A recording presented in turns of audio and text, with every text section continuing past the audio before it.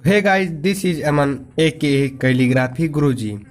तो आज के इस वीडियो में हम कक्षा 10 के गणित के प्रश्नावली 1.3 का प्रश्न 1 हल करेंगे। तो प्रश्न पढ़ते हैं, क्या लिखा है।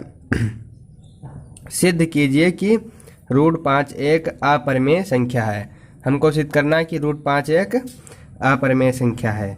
तो हम इसका उल्टा मान लेंगे। इसका उल्टा मान लेते हैं कि माना √5 एक परिमेय संख्या है। तो पहले लिख लेते हैं। तो हमने मान लिया है कि √5 एक परिमेय संख्या है। इसका उल्टा, अब आपने कक्षा 9 में पढ़ा था कि कोई भी परिमेय संख्या होती है वो P/Q के रूप में लिखी जा सकती है। तो इसको हम लिख देते हैं P/Q के रूप में, मतलब कि ये P/Q के बराबर है। मतलब यहाँ पर आप कोई भी संख्या लिख सकते हैं, ABCD का कोई भी अक्षर, A/B भी लिख सकते हैं, कोई भी लिख सकते हैं। और फिर कोई भी परिमेय संख्या मान लीजिए हम ले लेते हैं 5/10। अब ये एक परिमेय संख्या है। अगर हम इसको सरलतम रूप में लिख दें, इसको काट दें, 5 एकम 5, 5 दूनी 10, 1/2 इसका सरलतम रूप है। अब ये जो परिमेय संख्या में प्राप्त हुई है, ये जो 1 है और 2, ये आपस में सहअभाज्य संख्या है।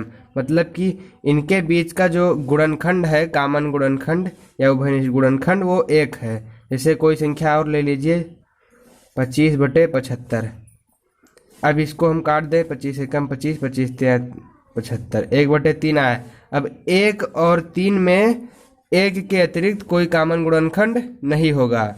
तो वही हम लिख देंगे कि P और Q में 1 के अतिरिक्त कोई उभयनिष्ठ गुणनखंड नहीं है।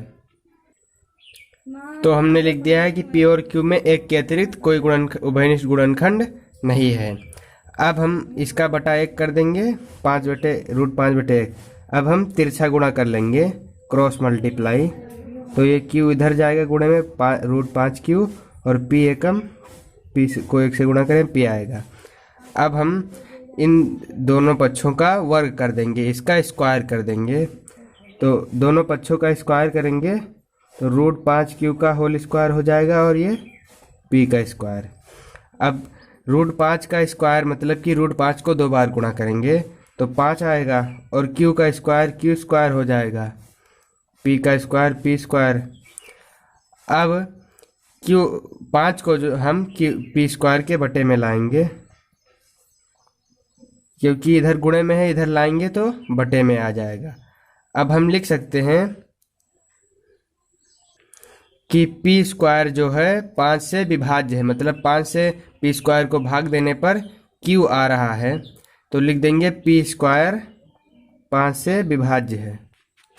अब P स्क्वायर 5 से विभाज्य है, मतलब P स्क्वायर 5 से पूरा पूरा कट जा रहा है।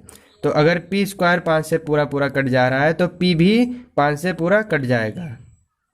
हमने लिख लिया कि P भी 5 से विभाज्य होगा। अब हम लिखते हैं P बराबर, P 5 से विभाज्य है तो हम 5 के गुणांक में कोई संख्या P को किससे गुणा कर दें, C से, मान लीजिए C से या फिर R से गुणा कर दे रहे हैं। अब P बराबर 5R होगा, मतलब कि 5 P जो है 5 से विभाज्य होगा, जो हमने लिखा है। अब P का मान जो है क्या निकाला था हमने, 5Q। तो P के स्थान पर हम 5Q लिख सकते हैं, क्योंकि P जो है 5Q के बराबर है। अब फिर हम दोनों पक्षों का वर्ग कर देंगे। तो इसका वर्ग करेंगे तो आ जाएगा 5Q स्क्वायर, और फिर इसका वर्ग करेंगे तो 5 का स्क्वायर 25, और R का स्क्वायर R स्क्वायर। अब की बार 5 एकम 5, 5 पचाम 25 आ गया है। Q स्क्वायर बराबर 5R स्क्वायर। अब 5 जो है इधर गुणे में आएगा, गुणे में है, इधर बटे में आएगा, सॉरी। तो Q स्क्वायर के बटे में 5 आ गया।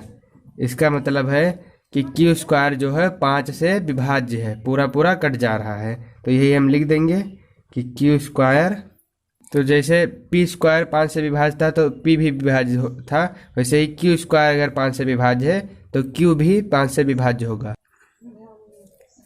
Q भी 5 से विभाज्य होगा, हमने लिख लिया। अब आप देखें कि यहाँ पर P भी 5 से विभाज्य है और Q भी 5 से विभाज्य है। तो इसका मतलब है कि P और Q जो है 5 से कट जा रहे हैं, मतलब कि P के गुणनखंड में 5 आएगा और Q के गुणनखंड में भी 5 आएगा। तो क्या हो जाएगा, P और Q में 5 जो है वो उभयनिष्ठ गुणनखंड हो जाएगा। और हमने माना था कि P और Q में केवल एक के ही उभयनिष्ठ गुणनखंड होगा, एक के अलावा और कोई नहीं होगा। और आंसर में हमारा क्या आया है कि 5 जो आया है गुणनखंड, तो यही लिख देंगे। परंतु इससे विरोधाभास होता है, परंतु इससे विरोधाभास प्राप्त होता है कि P और Q में 5 एक उभयनिष्ठ गुणनखंड है। अब लिख देंगे कि यह विरोधाभास इसलिए प्राप्त हो रहा है क्योंकि हमने गलत कल्पना की थी, गलत माना था। लिख देंगे हम क्योंकि हमने गलत कल्पना की थी। क्या गलत कल्पना की थी कि √5 एक परिमेय संख्या है। तो ये हम लिख देंगे कि √5 एक परिमेय संख्या है। और इससे निष्कर्ष निकलता है, लिख देंगे अतः हमारा आंसर आ चुका है। अतः √5 एक अपरिमेय संख्या है।